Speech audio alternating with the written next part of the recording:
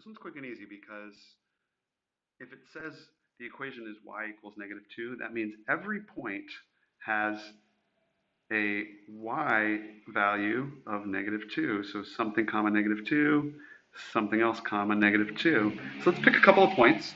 Let's say like, I don't know, 3 -2, and another one, -1 -2. And let's just plot those points and find out which one is on all of them.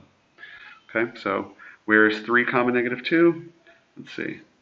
1, 2, 3, comma, -1, 2. Not that one. Okay, I'm going to plot it, but you can see that it's not there on it.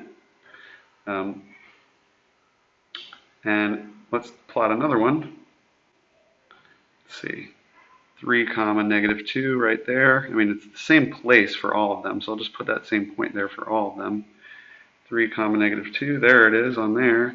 3 comma -2, oops. Nope. Okay, and then let's look at the other point. -1 comma -2.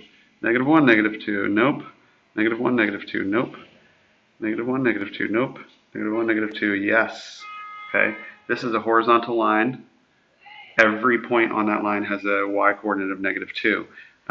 So notice that the equation goes through the y-axis. That's the letter that you're seeing. And where does it go through the y-axis? At -2.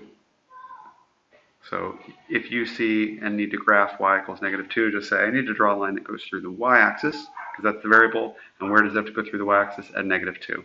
It's going to be a perfectly horizontal line.